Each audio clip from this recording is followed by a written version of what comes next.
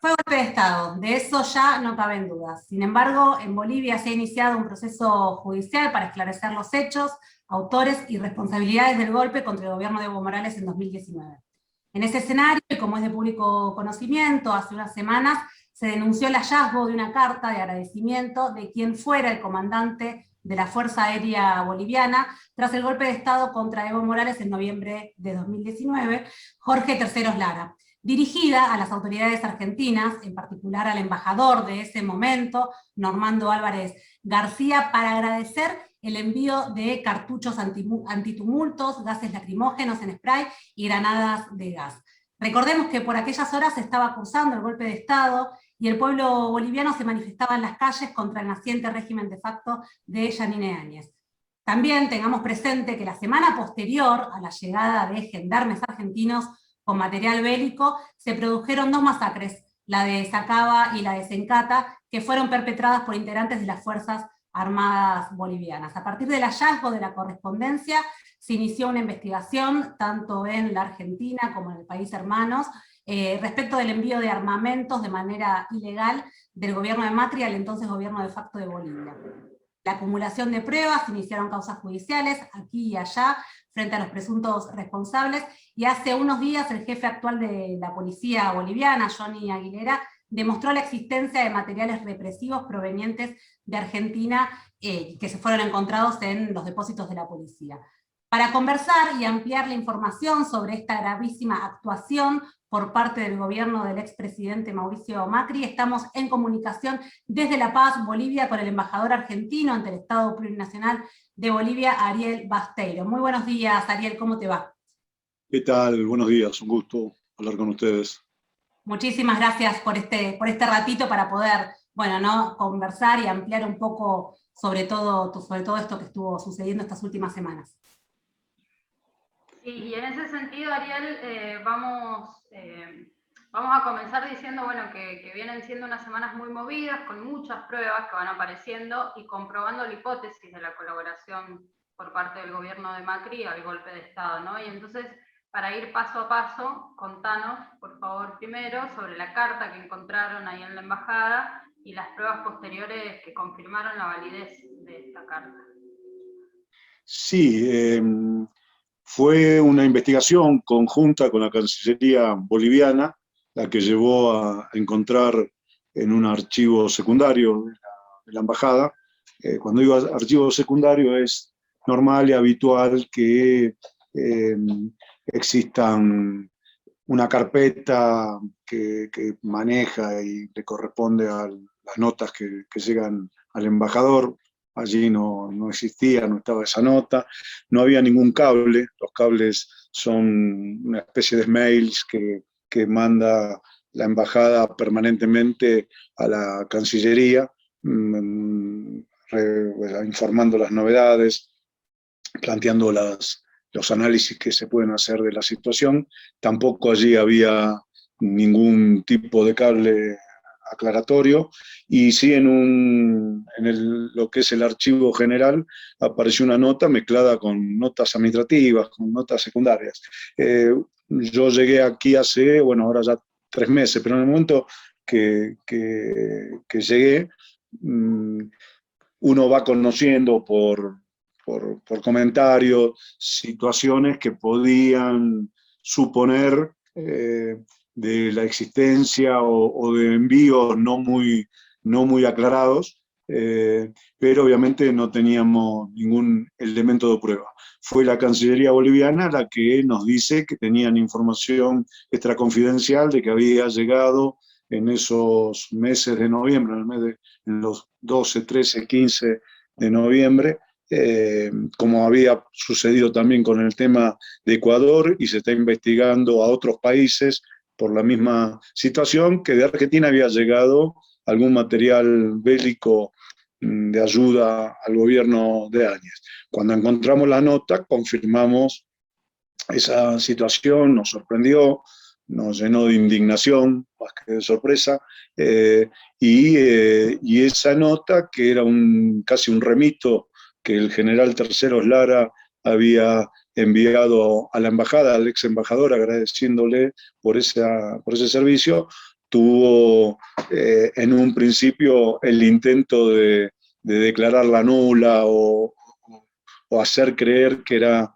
una nota inventada, versión que se cayó apenas al otro día, el día 9 de julio, la nota el canciller Maita la presenta el día 8 e informa de esta situación, y el día 9 aparecen los archivos de la Fuerza Aérea, la nota con el recibido de la embajada, y que prácticamente no quedan dudas que la nota sí pasó por las manos del embajador, que tomó conocimiento de eso y que la mandó a archivar. Esto hizo base que obviamente se abriese la investigación en Argentina y también en Bolivia, y que de esa investigación posteriormente se confirmaran la existencia de 70.000 municiones que salieron de Gendarmería, que se hicieron trámites en ANMAT, con la pantalla de lo que fue el vuelo de los gendarmes que venían a controlar, a vigilar la embajada. Posteriormente también siguieron apareciendo ya no notas, sino la prueba del delito, cuando el lunes pasado, hace 2 lunes atrás, no, hace un lunes atrás, se pudo comprobar en un depósito de la policía 26.900 cartuchos de los 30.000 con las cuales se había quedado en un principio la policía. Así que esto ha generado obviamente causas en Argentina, en Bolivia en Argentina por contrabando de armas, en Bolivia por tráfico de armas, y también la intención de Bolivia de llevar esto a tribunales penales internacionales, que creo que también será un elemento más para investigar y fundamentalmente castigar o buscar los responsables de este delito. Ariel, recién justamente estabas comentando, ¿no?, lo que se descubrió en los depósitos de la policía, lo que declaró el jefe de la policía boliviana actual, Johnny Aguilera, ¿no?, con esas 26.000 y pico de balas y demás.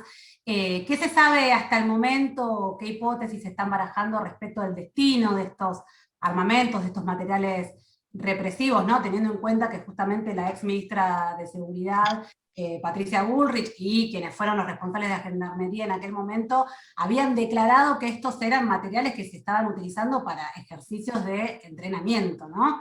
¿Qué se sabe hasta el momento al respecto? No, que obviamente que tanto Macri como Normando Álvaro García, como la ministra Bullrich, como Aguad, todos ellos niegan esta situación, porque si no la negarían, el proceso judicial que van a tener que enfrentar terminaría en 15 minutos. Si ellos dicen, sí, mandamos armamentos, contrabando, obviamente van a negar todo, porque tener que reconocerlo significaría un trámite mucho más acortado, y son argumentos que exponen como para confundir, pero cada vez que dicen algo, casi inmediatamente salen pruebas o testigos que indican lo contrario. Bullrich dijo que habían mandado esas 70.000 municiones para, mientras tanto, los gendarmes entrenaran.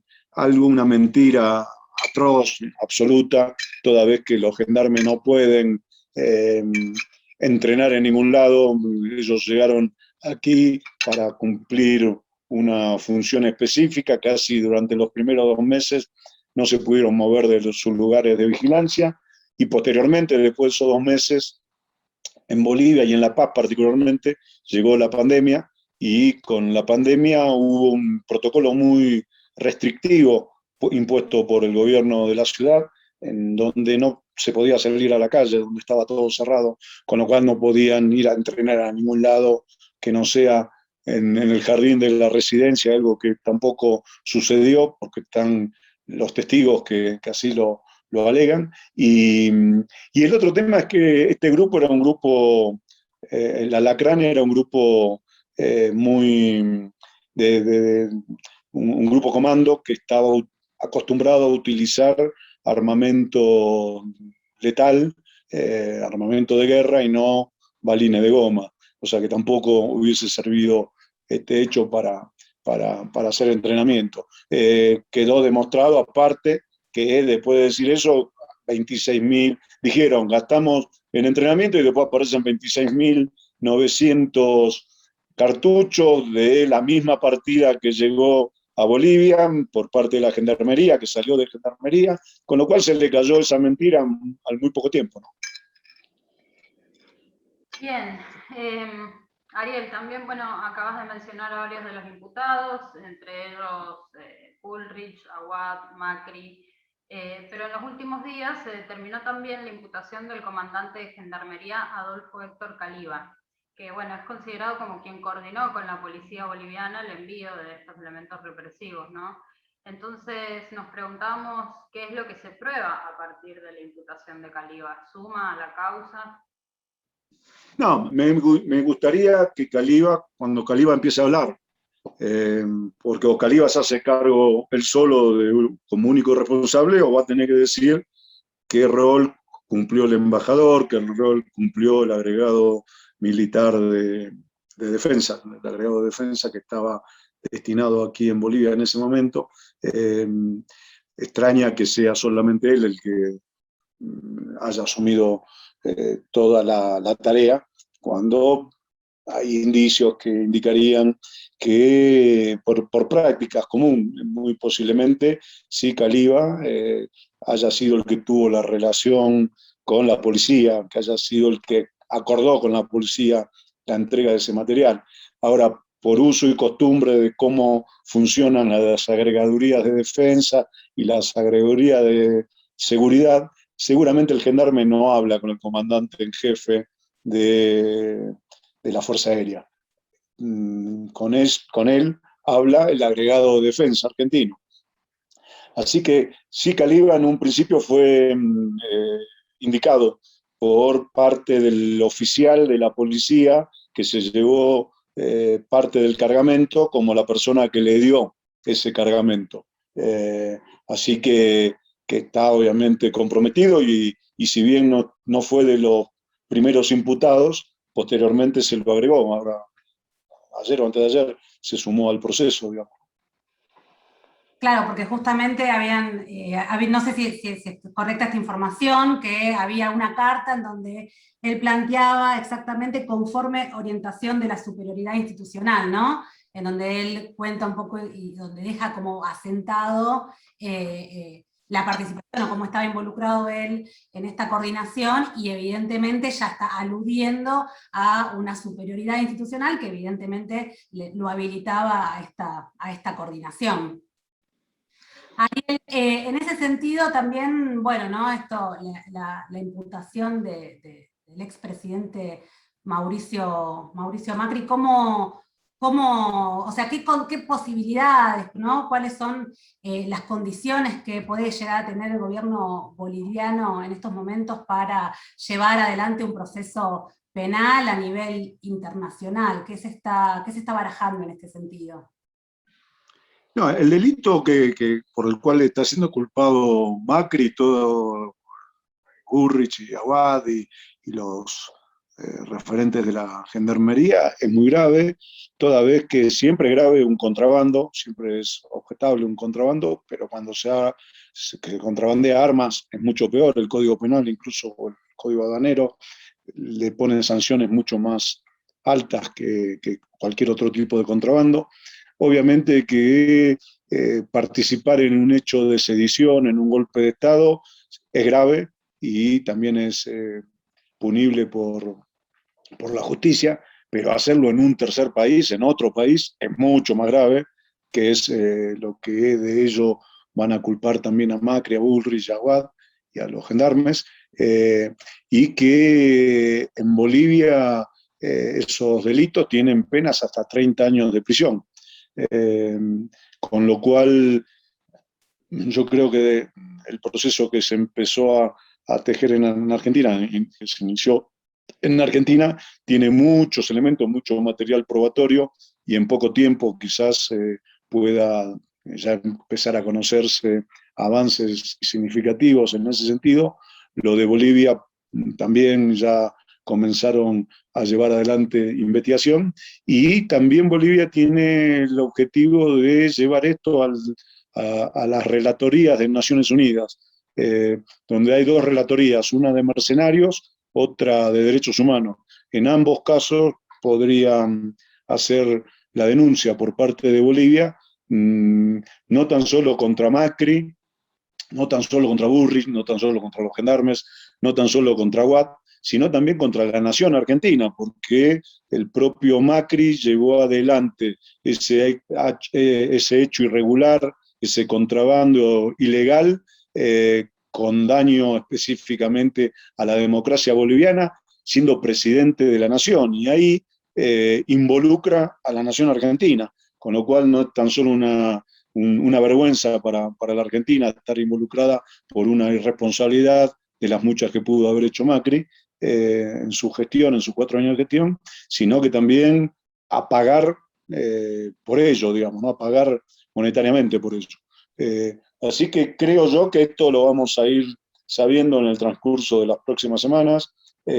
Por suerte, creo yo, fue importante encontrar la carta, también aportar algunos datos que permitieron encontrar el cargamento en los depósitos, toda vez que desde la Embajada Argentina, en algunos reportajes yo planteaba que había información de que policía se había llevado algún material, y eso no estaba correspondido a ningún lado, no había documentación. A partir de esos aportes que hicimos, se pudo encontrar la vía por el cual se encontró en el depósito de policía parte de los armamentos. Bueno, bien, bien. Venimos charlando bastante sobre la situación particular, digamos, del proceso penal, pero también en relación a la política, vos lo mencionabas al principio de la entrevista, que tiempo atrás estalló un caso parecido cuando se reveló que el gobierno ecuatoriano en ese momento, presidido por Lenín Moreno, también había provisto de armamento al régimen de facto boliviano. Así se va completando entonces un complejo entramado de apoyos internacionales que incluyeron a la diplomacia brasileña y europea, como también al garante de los intereses norteamericanos en nuestra región, el secretario de la OEA, Luis Almagro. Las autoridades bolivianas hablan de un plan Cóndor 2, además, eso está bastante, digamos, en el discurso, ¿no? ¿Qué se ha logrado? ¿Qué se ha logrado investigar respecto de estos acuerdos entre los poderes fácticos y las derechas regionales en la colaboración para el golpe? ¿Y qué vínculos se han establecido con Estados Unidos, si es que se han establecido? Sí, a ver, el gobierno de Bolivia, Lucho Arce, el canciller, el propio Evo Morales, prácticamente todos los funcionarios hablan de un plan Cóndor 2, porque está claro que Bolivia fue atacada no tan solo por el envío de armamento de Argentina o de Ecuador, sino que hubo un plan sistemático de la derecha regional para terminar con el único gobierno que hasta el momento quedaba parado dentro del Cono Sur, al margen del intento que hacían o que hacen diariamente con Venezuela. Bolivia era el país que no tenían por dónde criticar, toda vez que sus números de la economía eran muy buenos, toda vez que tampoco pudieron intentar llevar adelante un golpe parlamentario como lo hicieron en Brasil o en Paraguay, porque el Parlamento respondía mayoritariamente a Evo. No pudieron ganar una elección porque Evo le ganó la elección por 11 puntos en la elección de octubre, como había pasado en Argentina, como pudo haber pasado en Uruguay. Por eso tomaron y echaron mano a un golpe militar, a la tradicional, como se conoció en la década del 70 en Latinoamérica. Entonces ahí está claro que hubo un plan, que hubo apoyo de la derecha regional. Esto estuvo planificado quizás en el Grupo Lima, porque todos los gobiernos también rápidamente se encargaron de reconocer al gobierno de Áñez. Todos los gobiernos hablaron del fraude. En el día de hoy, en Bolivia, en todos los diarios, está demostrado que el fraude no existió, que no hubo fraude. hay un informe de la Fiscalía de Estado diciendo que no hay un solo elemento para determinar que hubiese habido fraude, y ese tema y ese hecho demuestra que atrás hubo todo un plan sistemático para imponer un golpe de Estado que el pueblo no lo quería, digamos, ¿no? Toda vez que en menos de un año volvió a votar al mismo partido y volvió a poner en la presidencia al ministro de Economía de Evo, al ex canciller de Evo, y a gran parte de su gabinete nuevamente en el poder. La patria grande necesita patriotas y no antipatrias ni vendepatrias. Los pueblos necesitan revolucionarios, no conservadores, menos reformistas. Estas fueron unas de las declaraciones de Evo Morales a los medios, ¿no? Hablando un poco de esto, de la necesidad también de reconstruir y de pensar la patria grande. Y en ese sentido, Ariel, te queríamos preguntar a vos, que bueno, sos un embajador que ya viene con una trayectoria trabajando muy fuertemente por la unidad latinoamericana, y bueno, ¿no? Teniendo en cuenta todo lo que fue el retroceso en ese sentido durante el gobierno macrista y las derechas regionales que fueron llegando a los diferentes países de nuestra región, pero que de alguna manera hoy se vuelve a pensar, se vuelve a retomar los caminos de esta unidad, de la patria grande, ¿no? Empiezan a surgir nuevas perspectivas, bueno, la asunción de Castillo finalmente en el Perú, bueno, López Obrador en México, Alberto Fernández en Argentina, obviamente Lucho Arce. ¿Cómo ves esta perspectiva de la unidad latinoamericana? ¿Cómo podemos pensar en refundar este proceso para poder alcanzar el sueño de la patria grande? Yo creo que estamos en condiciones de volver a reflotar el proceso que se vivió durante más de 10 años, 14 años, casi 15 años, en Sudamérica, donde la mayoría de los países fueron gobernados por presidentes que se parecían a su pueblo, que tenían una actitud soberana, de principios soberanos para fijar las políticas, no esperaban que le pasaran la receta de ninguna oficina en el exterior. Las políticas estaban atentas y pensadas para cada uno de los países y para sus pueblos. Creo que estamos, parafraseando un poco a Álvaro García Linera, ante una nueva marea que va a volver a recuperar y a ganar espacios dentro de Latinoamérica de gobiernos progresistas, que desde el triunfo de Alberto, de Lucho, Castillo ahora, la constitución chilena, la nueva constitución chilena, que seguramente arrojará un futuro diferente en la política de Chile, la esperanza de Colombia como un hecho donde también pueda haber constitución y replanteo de las estructuras de la derecha gobernando ese país desde siempre, Venezuela que se afianza y resiste ante los embates del imperialismo, obviamente lo de, bien dijiste, México, Cuba, Nicaragua, la misma situación en Ecuador, que si bien Lasso ahí gana la elección por muy poquitos votos, el Parlamento tiene mayoría de Revolución Ciudadana, de aquellos que se encolumnaron detrás de Correa, o están encolumnados detrás de Correa, y obviamente lo de Brasil. Brasil es fundamental para que ese impulso termine amalgamándose en un proyecto continental, toda vez que por sus condiciones, su extensión, su economía, es el país más importante de América Latina, y todo hace prever que dentro de un año, año y medio, tengamos nuevamente a Lula en el gobierno. Así que más lo que, bueno, vendrá el Frente Amplio, más lo que vendrá también nuevos futuros en Paraguay. Ningún cambio puede ser profundo si no hay un reguero de pólvora que vaya sumando y vaya empujando a los países que vienen más demorados también a trabajar en la misma sintonía de aquellos que ya han elegido sus presidentes progresistas. Creo que estamos camino a eso, y eso está principalmente planteado porque somos un continente en disputa. No perdimos del todo, tampoco a veces ganamos de manera rotunda, pero sí nos permite ir dando la pelea y tener en cuenta que América Latina es el único continente que puede plantarse o donde uno puede prever que haya transformaciones, cambios, nuevas políticas.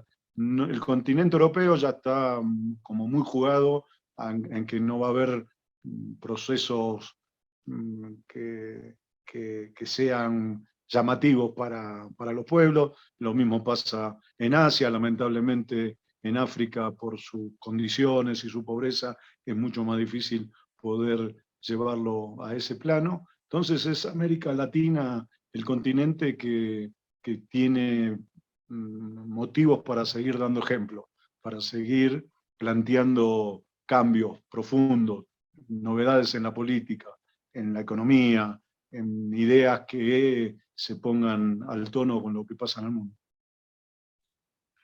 Ariel, y bueno, en este buen panorama, digamos, la verdad es que sí, entendemos que hay un reflujo, estamos transitando un momento donde el neoliberalismo tardío en nuestra región encuentra una fuerte expresión de resistencia y de avance popular.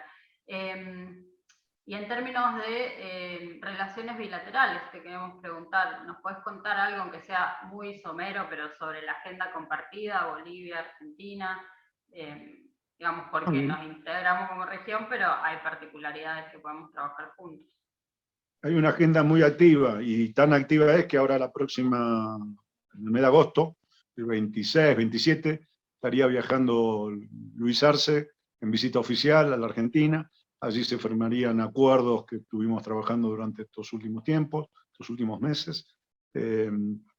Y hay potencialidades muy, muy importantes, porque el litio es un mineral que ambos países compartimos y en el cual hemos entendido que tenemos que trabajar juntos para hacer el desarrollo y ponerle valor agregado. Obviamente el tema de la hidrovía y de la salida marítima de Bolivia que se haga por Argentina, también para nosotros es un orgullo, es un hecho solidario que brindamos a Bolivia y que Bolivia necesita. Obviamente acuerdos fronterizos para mayor integración de los que viven a uno y otro lado de la frontera, es un elemento en el cual se viene trabajando, y después porque hay acuerdos políticos para poder entender que tenemos, los presidentes tienen... Creo que, perdón, sobre Ariel, se te está escuchando bajito. entendernos y cómo potenciar la patria grande, el hecho de que en nuestro país haya casi o más de 1 millón de bolivianos es un elemento fuerte de integración, de complementación.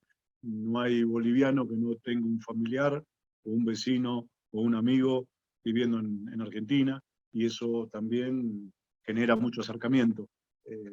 Bolivia está muy atenta a todo lo que pasa en Argentina y a todo lo que hace Argentina, y también por eso he mirado eso como un elemento de desarrollo y de integración. Así que estamos en muy buen camino por el momento entre los dos gobiernos, entre los dos pueblos y entre ambos presidentes.